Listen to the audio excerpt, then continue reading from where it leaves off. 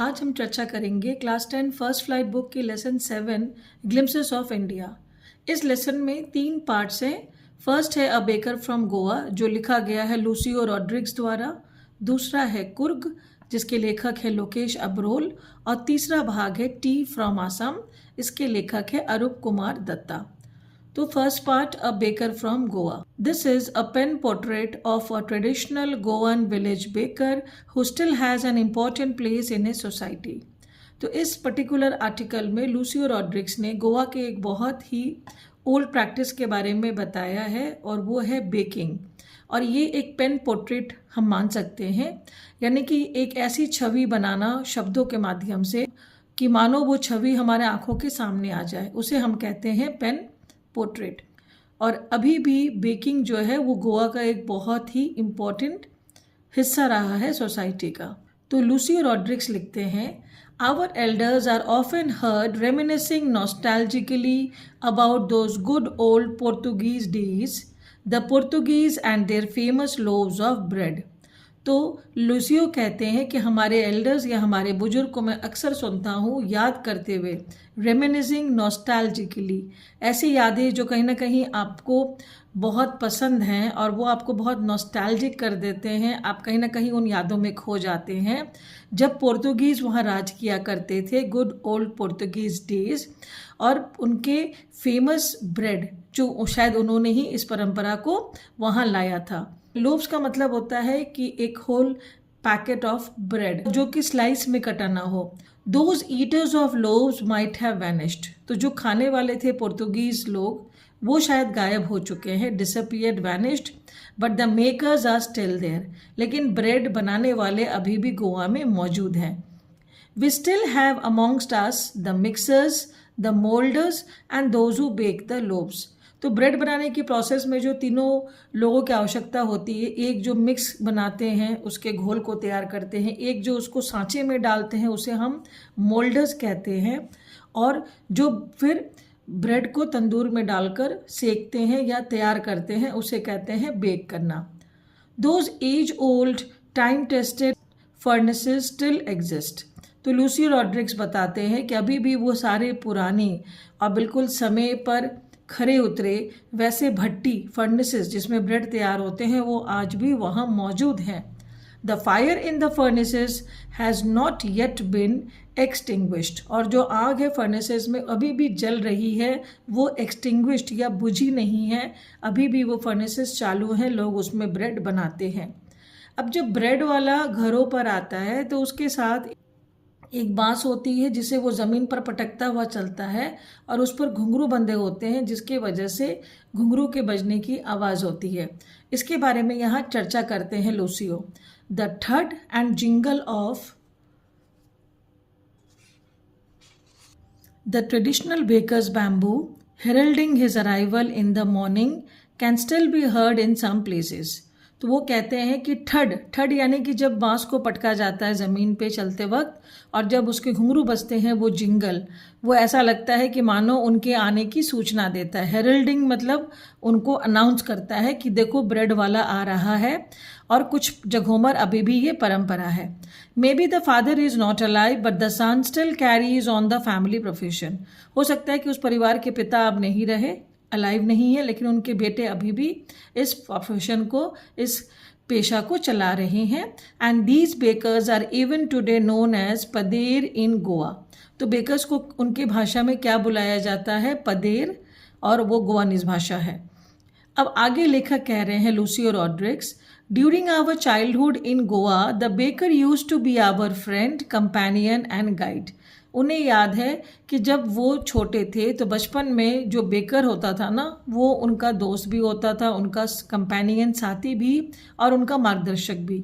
He used to come at least twice a day, वो दिन में 2 बार आते थे। कब? Once when he set out in the morning on his selling round, and then again when he returned after emptying his huge basket. पहली बार वो बेकर कब आते थे? जब वो ब्रेड सेल करने निकलते थे फर्स्ट राउंड में, और फिर सब कुछ बेचकर वापस वो आते थे अपनी बड़ी सी टोकरी लेकर, ह्यूज बास्केट यानी बड़ी टोकरी। The jingling thud of his bamboo woke us up from sleep and we ran to meet and greet him. तो लेखक बताते हैं कि बचपन में उनकी वही जो डंडे की थाप है और वो जो घुंघरू की आवाज़ है जिंगलिंग की, वो सुनकर हम उठ जाया करते थे और दौड़ के मिलते थे। Why was it so? Was it for the love of the loaf? Not at all. अब यहाँ वो पूछते हैं कि ऐसा क्यों था कि उसकी आवाज़ सुनते ही हम एकदम दौड़ आते थे, और क्या वो सिर्फ ब्रेड के प्रति हमारा लगाव था? तो कहते हैं not at all. The loaves were brought by some Paskine और Bastine, the maid servant of the house. तो वो कहते हैं कि जो लोव्स हैं, यानी कि जो पावरोटी की बात शुरू से हो रही है, वो घर पे जो घर के जो मेड सर्वेंट या नौकर चाकर होते थे उसके द्वारा खरीदा जाता था, जिसको पैस्किन या बास्टिन कहते थे। लेकिन वो क्यों दौड़ते थे बचपन में? What we longed for were those bread bangles which we chose carefully. और वो ब्रेड की चूड़ी नुमा आकार बनाया करते थे, इसको कहते हैं ब्रेड बैंगल्स, और वो जाके वो चुनते थे। And sometimes it was sweet bread of special make. और कभी कभी एक बहुत मीठा बन जो रहता था बेकर के पास, वो भी उन्हें खींच लेता था अपनी ओर। The baker made his musical entry on the scene with the Jhang Jhang sound of his specially made bamboo staff।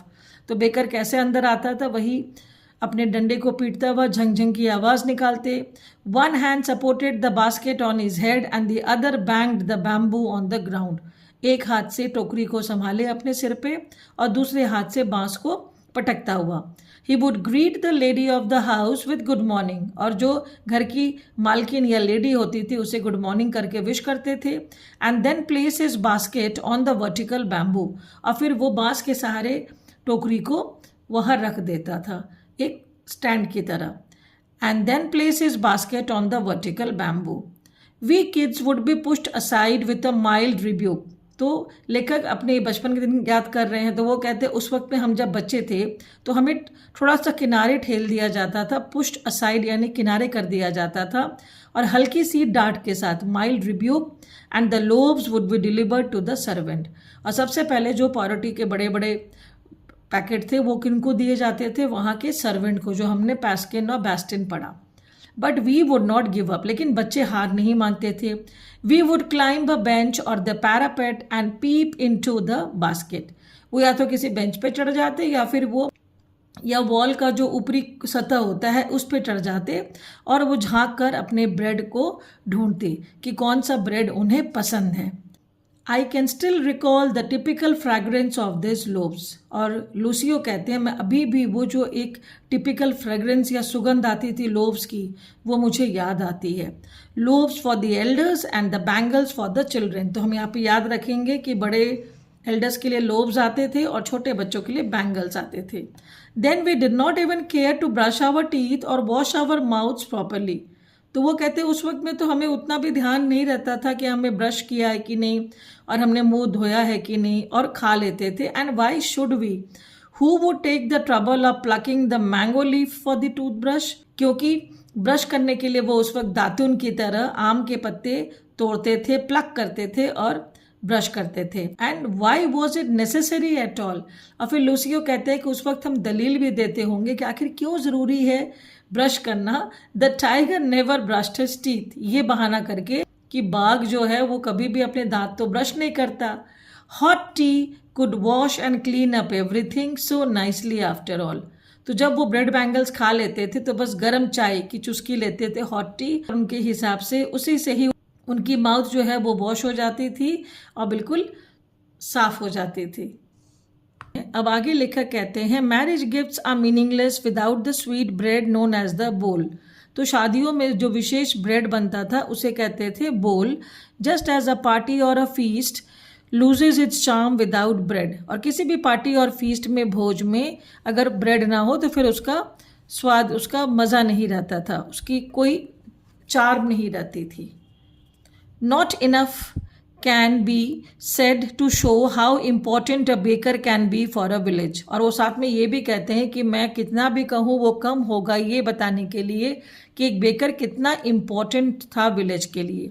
The lady of the house must prepare sandwiches on the occasion of her daughter's engagement। उस वक्त नियम था, जो Christian marriages हैं, कि जो घर की लेडी होती थी या मालकिन होती थी वो सैंडविचेस बनाती थी अपनी बेटी के इंगेजमेंट या सगाई के लिए। केक्स एंड बोलिनाज are a must for Christmas as well as other festivals. और केक के साथ एक और ब्रेड का प्रकार बोलिना, ये बिल्कुल कंपलसरी होता था क्रिसमस के त्यौहार को मनाते वक्त में। Thus the presence of the bakers furnace in the village is absolutely essential. इसीलिए वो कहते हैं कि बेकर का भट्टी होना, फर्नेस होना उस गांव में, यानी कि उसकी जो ब्रेड मेकिंग है वो चालू रहना बहुत ही ज़रूरी था। द बेकर और bread seller of those days had a peculiar dress known as the kabai. अब वो बताते हैं उस वक्त में जो बेकर आते थे वो क्या पहनते थे। It was a single piece long frock reaching down to the knees. एक लंबी ट्यूनिक की तरह, सिंगल पीस फ्रॉक की तरह जो घुटने तक जाती थी। In our childhood we saw bakers wearing a shirt and trousers which was shorter than full length once and longer than half pants.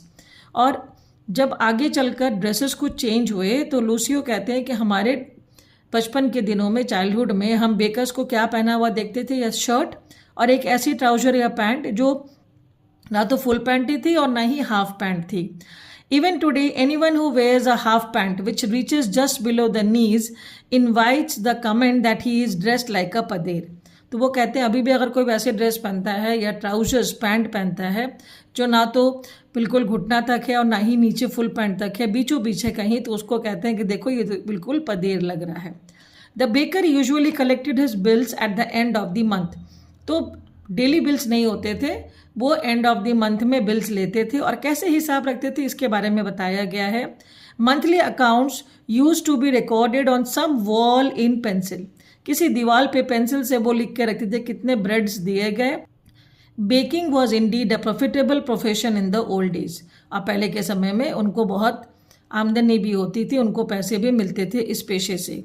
The baker and his family never starved. और उसका परिवार कभी भी भूखे नहीं रहता था।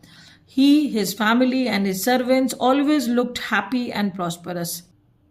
Their plump physique, तो बेकर का जो थोड़ा सा शरीर है वो खाते पीते घर का थोड़ा सा स्वस्थ लगता था, उसे कहते हैं प्लम्प, थोड़ा सा मोटा।